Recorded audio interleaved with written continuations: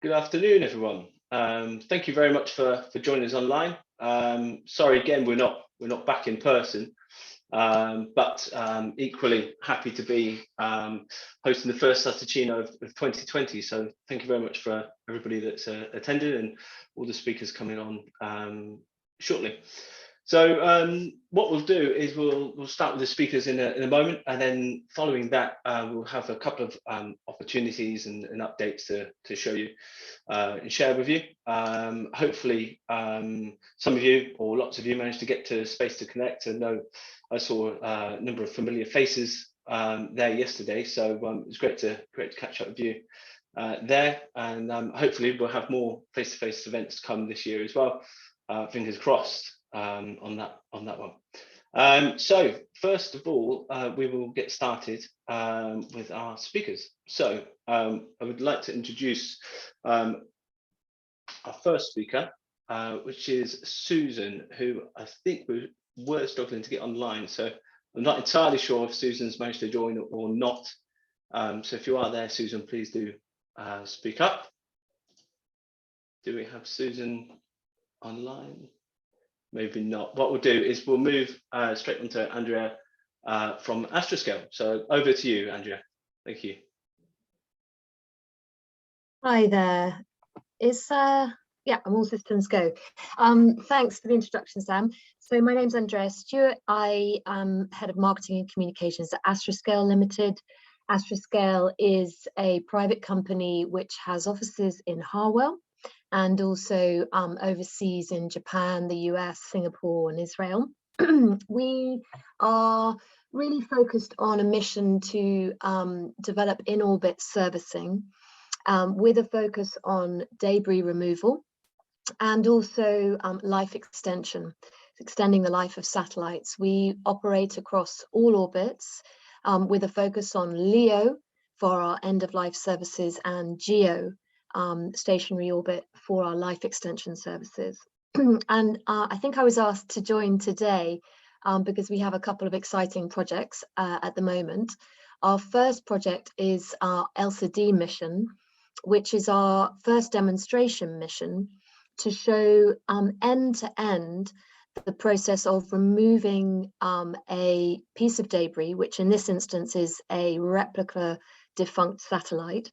And the mission, which was launched from Harwell last March, is in full swing. We had a test capture after a long commissioning phase. We had a test capture in August of last year, and we are in the middle of the next phase of capture, which is an autonomous capture, where we're really putting our systems to the test in terms of rendezvous and proximity operations, and really testing how we go about using our magnetic capture system to be able to deorbit satellites. The LCD mission is run from a mission control center at Catapult on the ground floor, left-hand side of reception, if you're ever there. And the mission control and ground segment teams are based there. And then we work with technical teams in Japan to run the mission. As I say, we're midway through a capture demonstration, which we're very much looking forward to completing in the coming weeks. In addition to this end-of-life servicing, we also look at active debris removal. We have a mission in Japan at the moment, which is seeking to inspect a much larger piece of debris. It's a partnership with JAXA, the Japanese Space Agency, and that mission is looking to kick off the inspection in the next 18 months. And then we also have this life extension piece, which is driven by our office in the States, in America. And there we're looking at developing the technology, the docking technology, in order to be able to extend the life of geostationary orbit satellites and do other sorts of station keeping, maneuvering, servicing, and other forms of life extension in the next few years. Recently, we hosted a visit for Prince Charles, Prince Charles came to Catapult on Monday, and some of you may have seen that visit in the news. Unfortunately, with royal visits, you have to, for security reasons, keep it very quiet, for obvious reasons, to protect the Prince. But it was a fantastic opportunity to really share the work of the LCD mission and the team, and also to broaden the Prince's understanding of space sustainability and where this sits in the space ecosystem, and where it might form an extension of the work that we do on sustainability on Earth. And so he had a chance to visit the mission operations system, to meet with the Catapult team, and also we invited along the Minister for Science, George Freeman, the head of the UK Space Agency, Paul Bate, and the head of OneWeb, Neil Masterson, to join that visit. And as I say, it really was a great opportunity to give him a little bit more of a sense of how the space community is working towards space sustainability through a number of initiatives, not just, of course, LCD, but a number of initiatives. And Catapult and Astroscale co-chair the In-Orbit Servicing and Manufacturing Working Group, which is part of UK Space and the UK Space Working Groups. And we have a community of 50 or 60 members in that group that really focus on the issue of in-orbit servicing and manufacturing, and the opportunities that we have in the sector in the UK to develop those markets. Thanks very much. Amazing. Thank you very much for the update. And thank you very much for coming on. I know it was slightly last minute, so appreciate your time. Thank you. Next, we have our very own head of Net Zero, Amanda Campbell. So over to you, Amanda. Hi everyone, thanks for joining today. So my name is Amanda Campbell, I'm the head of Net Zero, and today I'm going to be talking to you about a proposed coalition for our sector on net zero, and I'd also like to invite you to participate. So net zero is a commitment made by the public and private sector to ambitiously decarbonise and balance off any remaining residual emissions. And the overall goal is to limit warming to 1.5 degrees and avert the catastrophic consequences of climate change. 90% of global GDP is covered by net zero commitments, and current and upcoming policy will impact every business of every size. Net zero can be a threat and a business opportunity to your business, depending on how you choose to respond. However, I understand you may not know how to best respond and may not have the resources. What I'm proposing is a coalition, and this is just as other sectors have done. They've come together and with the overall objectives to overcome shared challenges and decarbonise. And also within this coalition, one of the objectives is to collaborate to develop solutions, maximising the capabilities of our sector to decarbonise others.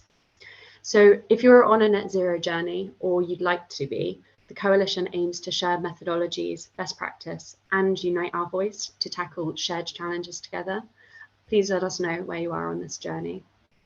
And aligned with the second objective, the coalition will work with other sectors who have also made net zero in their net zero coalitions. And we will aim to strategically define our sector's capabilities and deliver on their net zero commitments through workshops and developing innovation projects together. So we'd love to know if you'd like to participate. We are shaping the coalition's declaration at the moment, so please come in this early stage. Let us know what you can provide to support the coalition and what you aim to get from it. A link there if you'd like to sign up, or reach out to me directly here or on the chat. Thank you. Fantastic. Thank you very much, Amanda. We'll try and post your details in the chat as well, but feel free to post them yourself.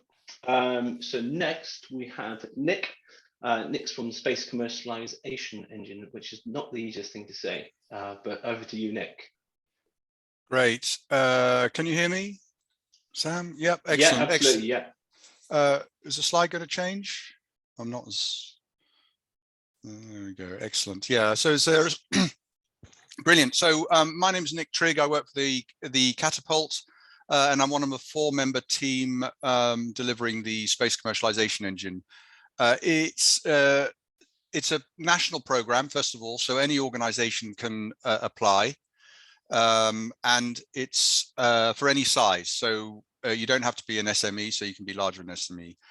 It's a funded program, so we are providing most of the funding to deliver a business service to anybody with an innovative Earth observation idea. So in essence, we're a product or service accelerator. So in the scope, you can be any UK registered business of any size, and if you have an interesting or innovative idea that requires Earth observation data, as long as it has commercial potential, you're in scope. So you fill out an application form and you can talk to us. So what do you get for the program? In simple terms, there is a business strategy element to the program that establishes, does the market really want it? Does it need it? What's the sort of price they're going to pay, as well as a sort of go-to-market strategy at the end. So there's the strategy bit, the business support side, but more importantly, there's the prototype development of your idea. So you're turning sort of slideware or some sort of idea into something that you can show and tell your customers or your investors.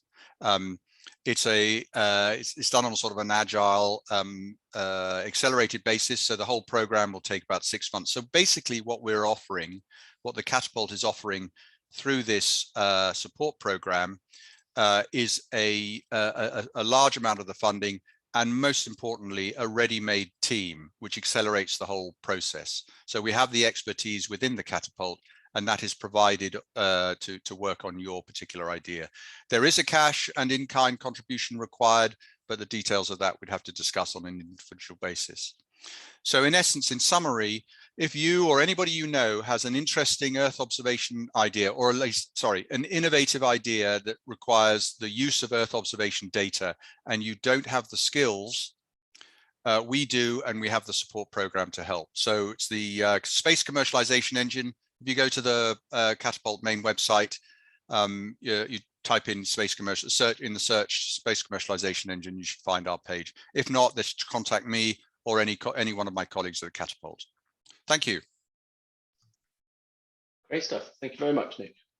And next we have Sally Stevens from Space for Climate. So over to you, Sally. Hello, I'm Sally Stevens and I'm from the Space for Climate group.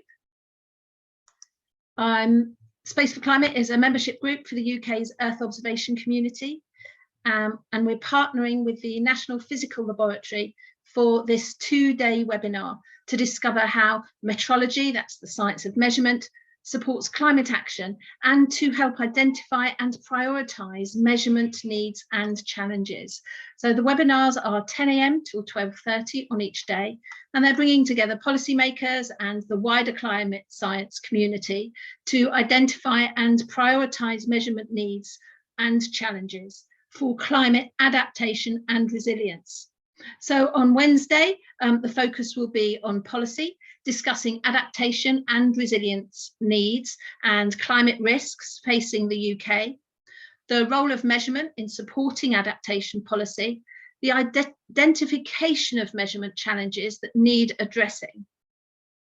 So on the second day, Thursday, which is in partnership with us at Space for Climate, there will be a solution focus, and that will be considering the role of geospatial and space-based solutions.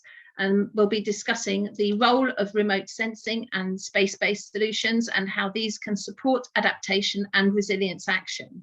Prioritisation of the measurement needs will also be discussed to underpin evidence-based decision-making, and recognition of knowledge gaps and how measurement can help to address them. The keynote speakers will include representatives from the Climate Change Committee, DEFRA, Ordnance Survey, and of course NPL and Space for Climate. I'll put the booking link in the chat, but this is your opportunity to influence the priorities of metrology by NPL, and there will be a report produced from the 2 workshops. So please have a look at the further details and hope to see you there. Thank you. Fantastic. Thank you very much, Sally. yeah, hopefully you get a lot of interest off the back of this. So please do register, everyone. Next, we have Molly from Deloitte's Gravity Challenge. So over to you, Molly. Hi, thanks. Hi, everyone. I'm here just to spend a few minutes talking about Gravity Challenge. So Gravity is an open innovation competition where we match demand from our Deloitte clients to startups in the space tech ecosystem who are pushing the limits on how you can use space data to solve business challenges here on Earth. So we're really trying to bridge that gap between commercial use cases and getting all the fantastic like space use cases kind of brought over into that commercial kind of ecosystem. So for Gravity 04, which applications are now open, we have 7 global challenges. Innovators from all around the world are welcome to apply to any of these challenges. They're based in Australia, Canada, Japan, and the United Kingdom. We're a virtual program that runs for about 4 months, starting in later February. And we've got 2 UK challenges this year, specifically from NatWest and also the Whale and Dolphin Conservation. So to kind of bring this to life and the sorts of challenges that we're looking to solve, the NatWest group want to understand how space data can be used to enhance their customer profile of their agriculture customers. So they've got about 20,000 agricultural customers, and they want to understand how space data can help fill in the customer profile of what carbon impact they are having. We also have a challenge by the WDC who want to better understand global whale populations, how many there are, where they can be found, and where they live. And they want to do this because they want to understand the impact marine mammals are having on oceans' carbon capture potential. So this is a smaller piece of the puzzle to like a wider thinking around a blue carbon market. So really exciting and impactful kind of challenges that's happening. So why join as an innovator? Well, it's a real opportunity to work directly with your end customer, have access to a mentorship network who's not just in the space sector, but also with a commercial kind of and startup growth SME kind of specific knowledge, but also maintain full ownership of your IP developed during the program. So keeping it super founder friendly. So if you do want to apply or know who's somebody who should, like we've got a couple of QR codes here, top one just to apply directly to the program, bottom one if you want to learn a bit more about the impact that Gravity has had on some other startups' journeys who have previously been innovators with us. And if you do have any questions, feel free to drop me an email. We'd love to kind of see as many people from the UK apply to this. Amazing. Thank you very much, Molly. Next, we have Christoph, ex-Catapult, now with the University of Oxford more recently. So over to you, Christoph.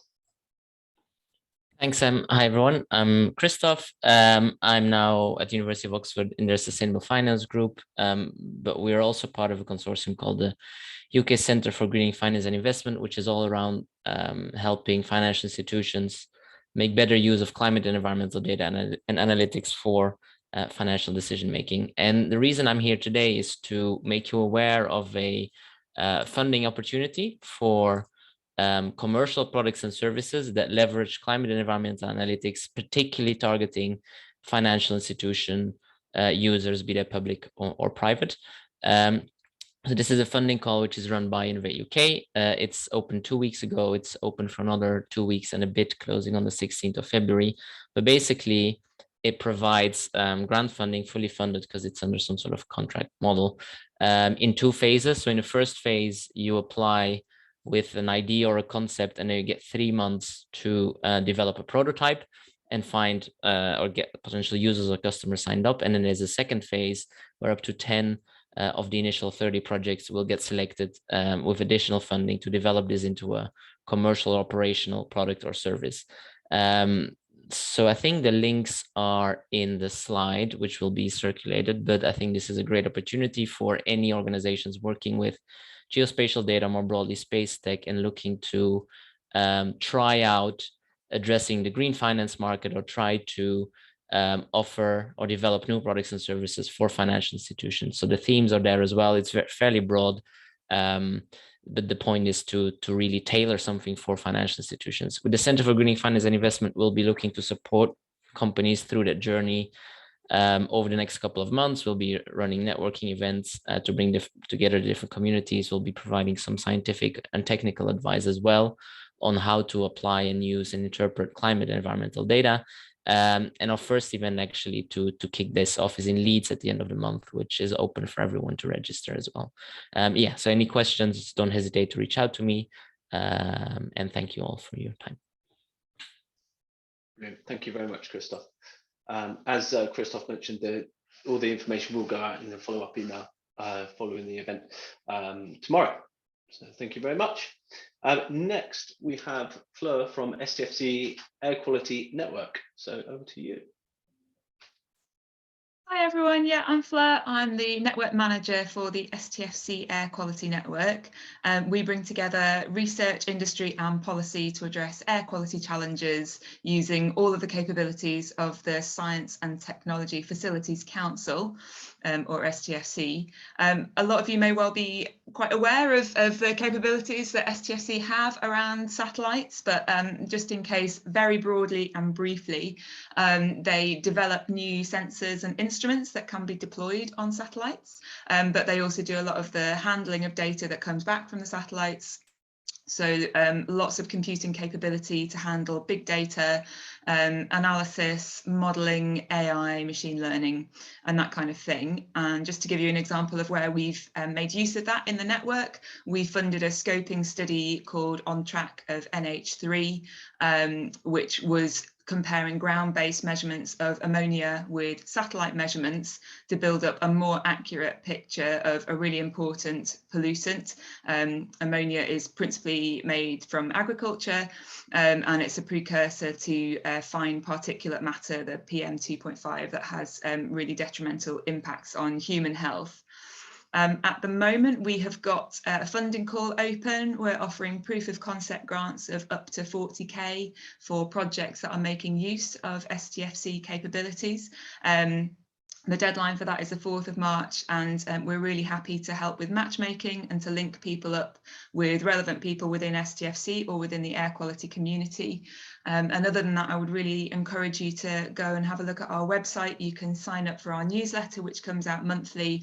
We've got various events and training sessions that are coming up, and we're happy to respond to inquiries about matchmaking if you've got an interest in this area and would like to know more. And I'm really sorry I can't stay for the actual networking bit because I've got childcare responsibilities, but you've got my details there, and be really happy to have a chat outside of this space. Thanks very much. Fantastic. Thank you very much, Fleur. Yeah, absolutely. Any interest, feel free to reach out to myself, or obviously I have Fleur's details, but we can certainly link you up if we need to. So over to Martin, who's from the Satellite Applications Catapult, and is the man to talk to if you want to know anything about Westcott. So over to you, Martin. Thanks very much, Sam. I think perhaps a host has stopped my video, so I know what I look like. If you'd like everyone else to see, perhaps you and Minivar could enable that. But anyway, let's dive in. So good afternoon, everyone. As you said, my name's Martin, and really chuffed to be speaking to you today from Westcott, where the Catapult's developing a space innovation business park. What I'd like to do is just briefly give you an update on exciting developments that are happening here. So on the next slide, you'll see a brand new building. Oh, I can start my video. Let's try that. There we go. I've arrived. Hopefully everybody can see me now. So this is Building 4000. This is a brand new 16,000 square foot facility for Units A and Unit B that the Catapult's taking, so on the right-hand side. And in there, we're going to have a couple of different capabilities that hopefully you'll be interested in. So the first one is the in-orbit servicing and manufacturing capability that the Catapult is developing. We have been inspired by facilities around the world. So one of them is the European Proximity Operations Simulator in the German Space Agency. So we're going to be putting in a really state-of-the-art robot-enabled rail into Unit A, so companies can practice rendezvous and proximity operations, inspection, and even get ready for things like refueling use cases. So really, really exciting, and delighted we've got it here at Westcott. We're also going to have some additive manufacturing capabilities going into Unit A, so metal, resins and plastics, as well as more traditional manufacturing, so subtractive using CNC mills. We'll have some really high quality lab space for electronics testing and production. So if this is anything that you think your company may be interested in, please do give us a shout, and I'll put an email address in the chat afterwards. So on to Unit B then. Thanks for changing the slide there, Sam. You can see we've got Healthy Living Lab and Agri Living Lab. So as much as we're really, really excited about the in-space economy, and you can see in the bottom right there an example of the European Proximity Operations Simulator, look quite similar. Many people are concerned, on the back of the pandemic and the cost of living situation with health and food. And so we already know that space data and technology are used in health and food outcomes. So the wireless heart rate monitor and accurate weather forecasts for agriculture. But there's so much more we can do. So at the Healthy Living Lab, we've got our Connected Ambulance project, as well as a brand new announced project, Hybrid Connect, with the National Health Service. That's the Arden and Greater East Midlands Trust. And that's very much looking at how we provide even more functionality and capability for ambulances using space data and making sure we improve patient outcomes. And with the Agri Living Lab, we're really excited that in Unit B there, we're going to be hosting the workshops of things like the hands-off hectare we're planning at Westcott. So that's robotics, both ground and in the air, as well as sensing those capabilities, fusing, those capabilities with remote sensing. So both spaceborne as well as drones.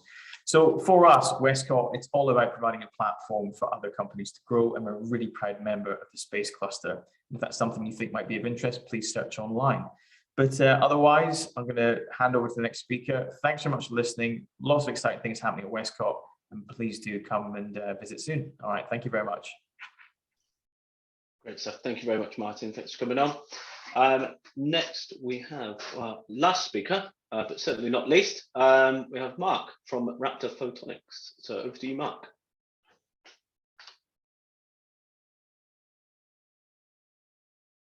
Can you hear me? Can I be heard? Yeah, we can hear you, Mark. Yeah, absolutely. I'm not entirely sure we can see you, but okay. You can absolutely fine. Let's not dwell on me.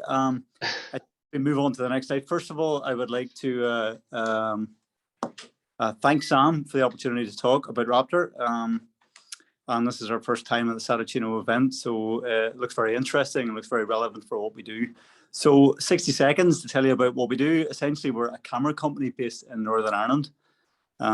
We do sell all around the world, but unfortunately at this point, we haven't done much in the UK. So this is part of the reason why I want to get in front of this audience today. So essentially, we design and manufacture a range of digital camera solutions for a range of applications from scientific, industrial, defense, and aerospace. So we cover a lot of different energies and wavelengths from X-ray up to shortwave infrared, 1.7 microns. Our cameras are designed to mil-spec. They're designed for swap optimization. And we offer off-the-shelf products as well as a lot of custom component level stuff. The sort of stuff that you find inside CubeSats and airborne applications such as gimbals and turrets.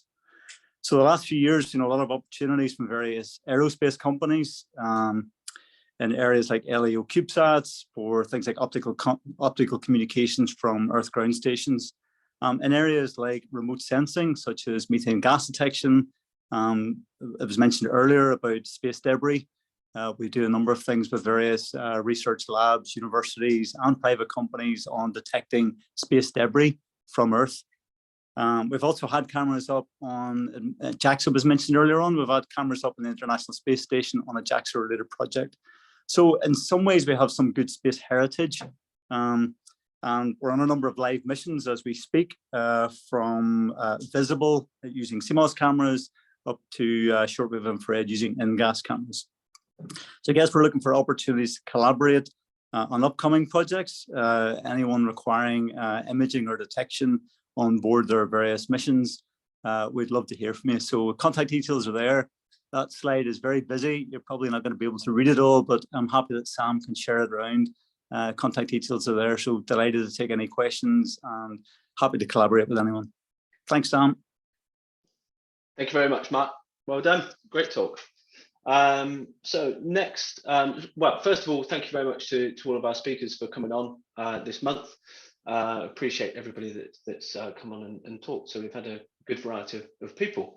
So what we'll do is now we'll just highlight a couple of opportunities and events, just from a very high level point of view. These are all on the Space Enterprise community. So again, just to push it again, get on and join and network over there. But first of all, we have Innovate UK Smart Grants. where organisations can apply the share of up to £25 million. So a good chunk of money to be had there. So any ideas that could have a big impact on the UK economy, it's worth signing up and seeing if you can get a part of that. All these links hopefully will be posted in the chat as well, but again, it will go out in the follow-up email tomorrow. Next opportunity we have is the cybersecurity academic grants from Innovate again. So again, there's a good chunk of money to be had there, up to 800,000, sorry, I should say, for academic startup accelerator program. So the date that opens is not until the 7th of February, but always good to get a head start, and please do follow the link if that's of interest to you. And then in terms of events, we've got a couple of events to highlight. We've got the Northeast Centre of Excellence are back with their New Frontier event. More details to follow on that, so not an awful lot of detail, but want to put in the diary for the Wednesday, the 2nd of March. If you can get up there, from my understanding, there'd be quite a few people in person. So if you're comfortable and happy to do so, to go and meet some hopefully some new faces as well as some well-known faces up there. So yeah, get signed up for that. And then we also have ESAVIC UK back with Space Cakes again on the 17th of February at 2 o'clock. So I'm sure many of you probably attended before, but another good networking event with various different people on different talks. So certainly worth being aware of that one, hosted every month, as I say, from ESAVIC UK. And then we have one that's just been sent our way recently. On the 28th of February at 1 o'clock, you can join Harwell Next Gen for the speakers, for their speaker session with Diamond Light Source, who will share their campus career stories and much more. So just a brief overview really of a few events there and opportunities, but many more, as I say, on the Space Enterprise community. So get joined on that, or sorry, make use of it if you are on there, but get joined up equally if you're not. So our next Satuccino, as many of you will already probably know and be able to predict, is Wednesday the 2nd of March. So it's actually only 4 weeks away. We're doing our best to try and find another location to get back in person and run it as a hybrid event again. So we'll keep you up to date with any information that comes out on that, hopefully to follow soon. Keen to get back in person and have the networking as well. Having said that, we have got the networking on Remo this month, which is the online networking platform. The link will be posted in the chat, so feel free to join us there. It'd be great to see you lot and have a chat and a catch up with everybody, and obviously introduce yourself to anybody new as well. So please do join us there. But just to wrap up, again, thank you to all of our speakers and everybody that's joined us online. We'll keep you up to date with our future plans, but hopefully we'll see you over on Remo in a moment. Thank you very much.